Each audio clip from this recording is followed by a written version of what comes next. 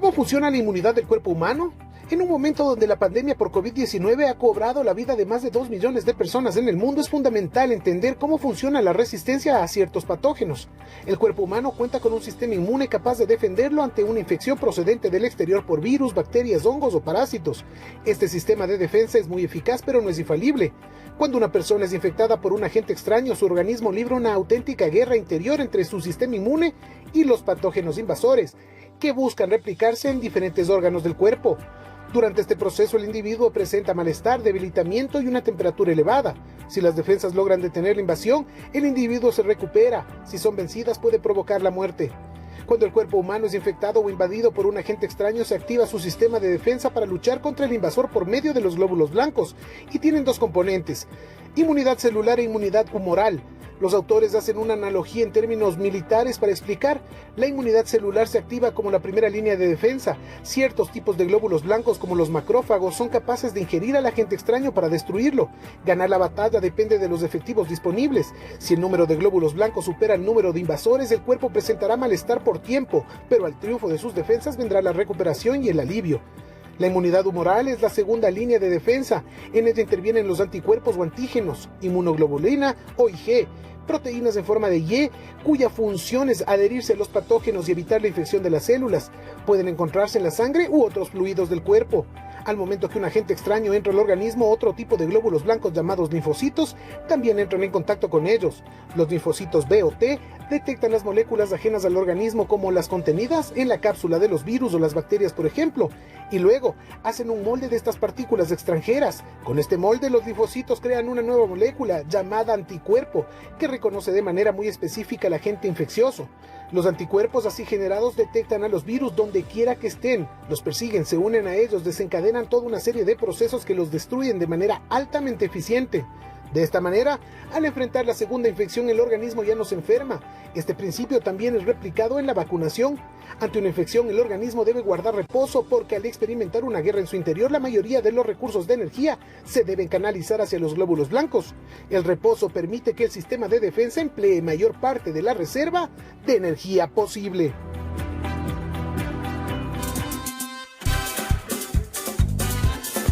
Muy buenos días, queridos ecuatorianos. Gracias por estar junto a nosotros en este nuevo día en Saboreando la Mañana. Un jueves especial, un jueves que Quito nos recibe con un poquitico de sol. Y hoy seguiremos con este tema informativo. En instantes estará junto a nosotros, compañeros, el doctor Vicente Soriano, especialista y catedrático de la UNIR, para hablarnos de este tema de la inmunidad. Mucha atención. Mi bella Cari, muy buenos días. Gordito, Martín, amigos, ¿cómo están? Muy buenos días. Definitivamente a tratar un tema muy importante, porque muchas veces no logramos entender qué es esto de la inmunidad. ¿Qué sucede cuando tenemos COVID? Obviamente nos hablan que después de un tiempo, que durante un tiempo nosotros tendríamos esta inmunidad, y también con la vacuna. Así que más adelante, en pocos minutos, estaremos con el especialista. Quero, buen día. Muy buenos días, mi querida Cari, Gordito, familia ecuatoriana. Gracias por estar conectados junto a nosotros en Saboreando la Mañana. Tema muy importante, ¿no? El tema de la inmunidad, que muchas personas ya han superado o pasaron ya esta etapa del coronavirus, de esta enfermedad, y tienen una inmunidad. ¿Cuánto dura? Hay los mitos, no se sabe a ciencia cierta si muchas personas puede durarle mucho tiempo, pero se habla con un tiempo estimado de unos 3 meses más o menos que puede durar esta inmunidad.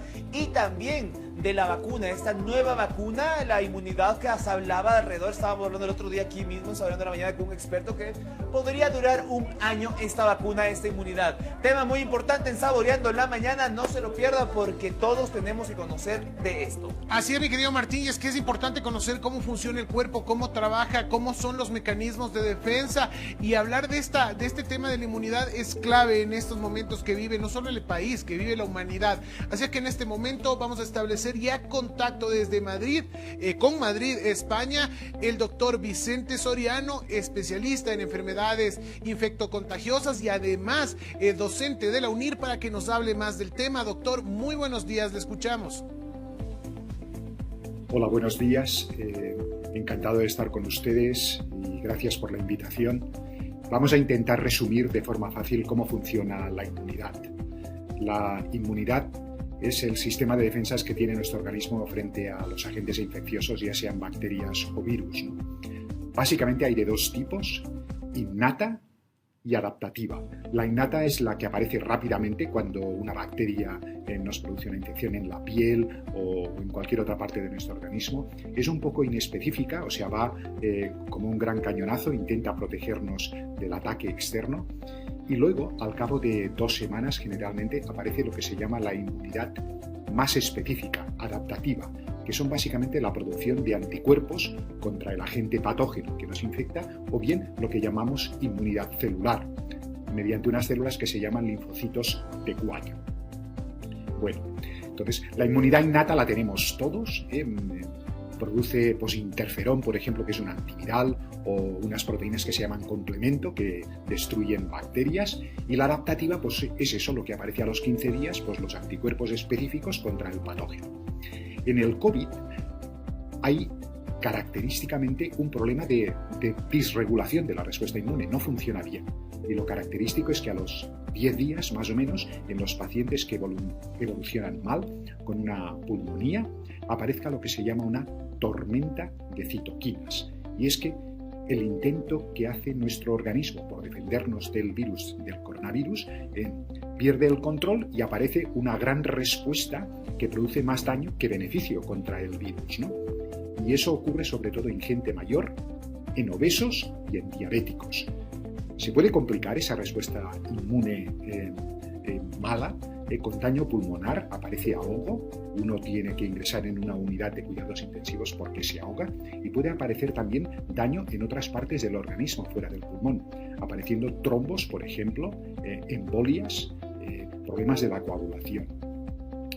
La inmunidad en el COVID, además, básicamente es de 2 tipos. La que se ha adquirido porque uno se ha expuesto al virus y se ha curado, lo que llamamos inmunidad natural, que se reconoce porque esas personas tienen anticuerpos durante unos meses, 6, 9 meses, o bien la inmunidad que se ha adquirido por una vacunación, ¿no? Habitualmente con 2 dosis, pero dentro de apenas unas pocas semanas, con una sola dosis de la vacuna de Janssen, ¿no?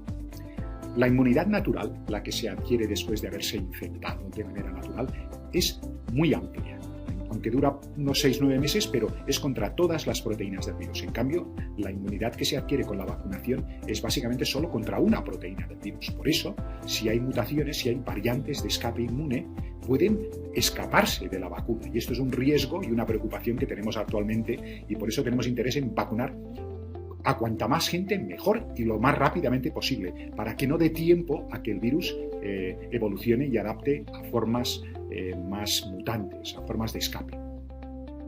Las vacunas actuales protegen de formas graves del COVID, pero no previenen de infecciones en el tracto respiratorio alto, y por eso esas personas tienen que continuar llevando mascarillas. Las vacunas serán la solución para poner fin a la pandemia. Esto es importante tenerlo claro, que hoy por hoy no tenemos antivirales y lo más importante es vacunar a la gente. El pasaporte inmunitario, tan controvertido por los problemas de tipo ético que puede suscitar, es necesario, porque no podemos obligar a la población a vacunarse, pero sí podemos incentivar que cuantos más se vacunen. ¿Por qué? Porque eso nos evitará esas formas graves de COVID, que son las que nos colapsan los hospitales y las que se asocian a mayor mortalidad. Gracias. Doctor, muchísimas gracias. Gracias, doctor. Muy gentil, el doctor Vicente Soriano, como les dije, especialista en enfermedades infectocontagiosas, docente y catedrático de la UNIR desde Madrid, España. En realidad, compañeros, es algo, el cuerpo humano es algo impresionante, ¿no? En esa clara explicación nos hablaba de los métodos de defensa, y ahí uno empieza quizá a entender un poco por qué esta pandemia nos está afectando de esa manera. Muy importante estos temas aquí en Saboreando la Mañana, ¿no? Saber acerca de la inmunidad es importantísimo. Cada cuerpo es diferente. A cada cuerpo le puede durar un poco más de tiempo, pero lo más importante es que usted, si ya pasó por coronavirus o se va a vacunar, igual siga protegiéndose, porque usted no está solo en este mundo. Usted tiene familiares, usted vive en sociedad donde ya no puede contagiarse, pero sí puede ser portador. Así que hay que mucho cuidado con eso. Importante lo que tú mencionabas, Martín, igual de la forma que sea hayamos tenido, con vacunas, sin vacunas, siempre tenemos que cuidarnos. De esta manera nosotros iniciamos Saboreando la Mañana. 5:12, no. Es la casa 1028, miren esto.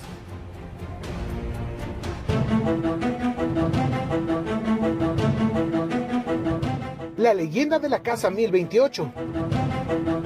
Cuenta la historia de la bella Aurora, una joven hermosa, hija única que junto a sus padres asistió a una corrida de toros en la Plaza de la Independencia, ya que en aquellos tiempos era habitual que se realizaran las corridas allí. Al iniciar el espectáculo salió un toro negro muy grande y robusto.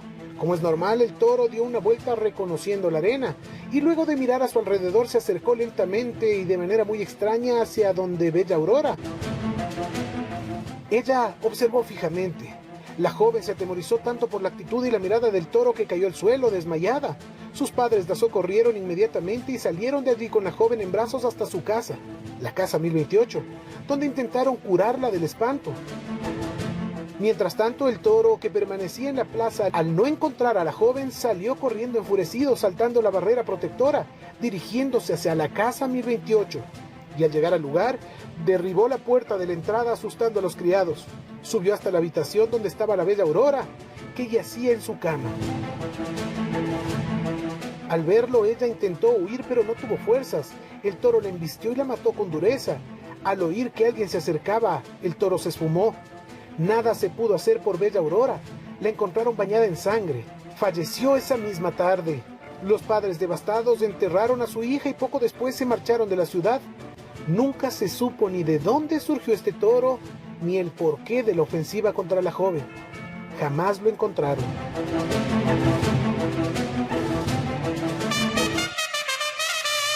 Para esto, explorador urbano, nuestro querido Cactus Jack está junto a nosotros para hablar una de las leyendas quiteñas más lindas que, bueno, antes de la pandemia... tampoco tan lindas. O sea, más lindas de porque la se habla tradición, como terrorífico. de la tradición, porque inclusive antes de la pandemia pues habían estos recorridos místicos en el centro histórico de Quito, y uno de estos recorridos era de la casa 1028, donde también la persona, el personaje de esta leyenda pues te contaba y te llevaba a la casa y todo. Ahora ya no se puede hacer por temas de la pandemia, pero lo vamos a tratar aquí en Saboreando en la Mañana. Y mi querido Cactus, ya cuéntanos un poquito más acerca de esta leyenda. ¿Cuánto tiempo tiene rondando en los oídos de los quiteños? Claro que sí, primero que nada, muy buenos días con ustedes, siempre es un gusto acompañarles y hablar de misterio, que es lo que nos encanta. Bueno, el tema de la leyenda de la casa 1028 tiene en realidad 3 finales, ¿no?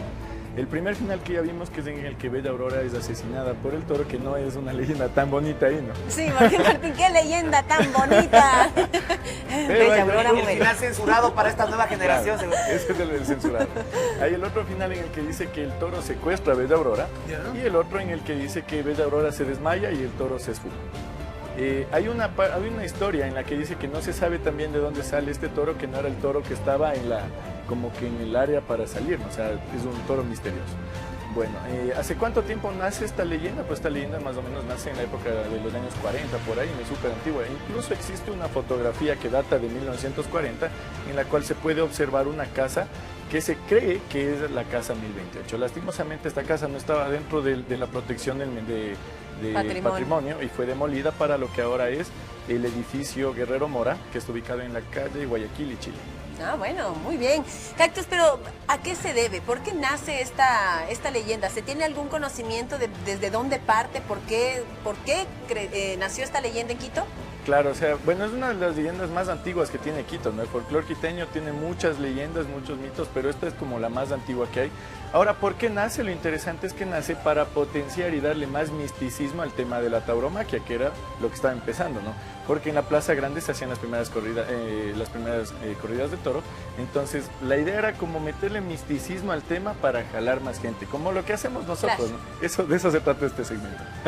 Como lo que hacen en redes sociales, hacer algo ahí, una leyenda ahí, todo para llamar un poco más la atención. Eran los influencers, ¿no?, de ese tiempo. Eran las redes sociales de ese tiempo. Correcto. Hay que dejar en claro que en aquella época en la Plaza Grande no estaba el monumento, no estaba la pileta que hoy día está en la plaza central de San Joaquín. Esa pileta es la que estaba, y entonces ahí es donde se hacían todas estas corridas de toro, y era parte también de este folclore, como tú dices, mi querido Cactus. ¿Tú crees que sea cierto o que es mentira o que simplemente empezó a hacerse como una coloquial historia, o que algo raro hubo? No digo que los toros se esfuman o aparecen o que los toros se meten a las casas, pero algo raro debe haber habido para que empiece esta leyenda. Claro, o sea, bueno, realmente se cree mucho, ¿no? Que este tipo de animales que poseen muchísima fuerza, por lo general en su mirada, los caballos, los elefantes, los toros, animales imponentes, ¿no? Entonces, de ahí yo creo que pueden ir tomándose un poco de información para ir creando este tipo de leyendas. No te olvides que estas leyendas, pues, nacen con esa idea, ¿no? Nacen con la idea, pues, de que se exageren y puedan ir creando estas leyendas y estos mitos que enriquecen el folclore. Leyendas quiteñas, ¿no? Que hay Sí, muchas correcto. leyendas urbanas que han estado siempre junto a nosotros y nuevas que siguen surgiendo, pero ¿se sabe algo acerca de la familia de esta chica? Porque claro, a veces para estas leyendas se toma una familia real o algo, algún linaje de esta familia. Claro, lastimosamente no existen datos que se puedan comprobar sobre la existencia de la familia de Bella Aurora. Lo que sí se puede tratar de comprobar es, te digo, a través de esta fotografía que existe, la existencia de la casa. Incluso creo que todavía está la placa de metal en este edificio que dice 1028. En todo caso era mi abuelita, porque pues, La caramba. La Biel 28, gracias. Nos encantaría que usted nos escriba y nos diga de qué podemos conversar también con el explorador urbano. ¿Les llama la atención algún tema? ¿Tiene inquietud sobre alguna situación que ocurre en nuestra ciudad o nuestro país? Como hemos hablado de los tallos, de tantas cosas interesantes, es importante su apoyo. podemos hablar de la leyenda del Inahuidi también, esa es muy tradicional, Claro que ecuatoriana. Esa, Del la- Tintín. Ah, Podemos hablar del Tintín. De todos los duendes que han existido, que se cree que han existido aquí en el Ecuador, hay muchas historias de duendes, no solo de uno. y también de las Islas Galápagos, también porque era un Correcto. centro estratégico también hasta inclusive militar que guardan ciertos secretos. Me gusta, mi querido Cactus Jack. Gracias por estar aquí e ilustrarnos y sobre todo ayudarnos a recordar. Estas son las cosas que nos gusta recordar porque son parte de nuestro país. Claro que sí, es un gusto enorme siempre y no se olviden de estarse cuidando porque el virus está que nos ataca bravo. Sí, por Dios, cuidarse. Bien dicho. Gracias, nosotros nos vamos a conectar en este preciso momento con la doctora María Fernanda Ríos, ella es ginecóloga de APROFE y vamos a hablar de un tema muy pero muy importante que es la higiene femenina. Doctora, ¿cómo está? Muy buenos días, bienvenida. Muy buenos días con todos. ¿Cómo están? Un placer, gracias. Muchísimas gracias, para nosotros es un gusto poder estar con usted, doctora. Cuéntenos un poquito sobre la higiene femenina. Definitivamente existen muchos mitos y verdades o tal vez cosas que nosotros como mujeres no conocemos sobre la higiene femenina. Por ejemplo, ¿qué es lo que pasa cuando nosotros nos bañamos con un jabón que por lo general nos dicen es esto de olor para limpiarnos, para lavarnos las manos? ¿Qué pasa cuando nosotros lavamos nuestra zona íntima con esta clase de jabones? Los jabones no son prudentes ya que no tienen el pH adecuado para el aseo genital y los olores que presentan este tipo de jabón pueden generar cambios en nuestra flora genital y predisponernos a un cambio de pH e infecciones genitales. Nosotros tenemos este cambio de pH. Cuando nosotros tenemos este cambio de pH, lo que sucede son estas infecciones vaginales. ¿Qué pasa cuando nosotros no curamos bien estas infecciones? La progresión de una infección en el área genital puede dar infecciones que progresan hacia el útero, hacia las trompas, dando una enfermedad pélvica inflamatoria que puede crear abscesos internos en nuestro abdomen. Entonces debemos de acudir prontamente a su valoración y tratamiento adecuado con el seguimiento ginecológico oportuno. Doctora, ahora existe en el medio, obviamente, muchos jabones que nos hablan sobre la higiene íntima femenina. ¿Estos son aconsejables para nuestra limpieza? Hay que tener precaución con la propaganda debido a que efectivamente existen muchas lociones para el aseo genital. Sin embargo, es suficiente el uso de agua correctamente para el aseo de los labios mayores y externamente. El jabón puede ser usado en el área perianal y si es necesario el uso de uno de estos bajo una prescripción sería el uso adecuado de un jabón con un pH lo más cercano al pH vaginal, que es ácido. Muy importante lo que usted nos menciona, no solamente ir y comprar, porque eso es lo que la publicidad también hace con nosotros en general, en este caso con las mujeres. Si nos hablan de una higiene íntima, pues y que es algo recomendado, lo vamos a comprar, pero como usted nos recomienda, es siempre importante hacerlo pues bajo supervisión de nuestro especialista. Ahora, ¿qué pasa con las niñas? ¿Cómo debe ser el cuidado desde muy chiquititas en su higiene íntima? Las niñas deben de tener, al igual que en la mujer adulta, un cuidado especial, ¿no? Todas tenemos en nuestras diferentes etapas tener un cuidado especial, el uso adecuado de ropa holgada, de ropa de hilo, tener un aseo diario con el baño y en la noche después de la deposición realizar el aseo adecuado es lo único que va a prevenir infecciones, sobre todo de vía urinaria en las más pequeñitas, que es lo más frecuente que observamos con un aseo inadecuado. Perfecto, doctor. Y para finalizar la entrevista, ¿cuál sería la ropa interior recomendada? ¿Qué tipo de material es lo más adecuado para que nosotras ocupemos? La tela de algodón es lo más adecuado para usar debido a que las ropas de tipo nylon crea un ambiente más húmedo de sudoración que predispone a infecciones. Eso es lo más recomendable en las mujeres, en sus diferentes etapas, niñez, adulta y menopausia. Perfecto, muchísimas gracias, doctora, por haber estado junto a nosotros el día de hoy.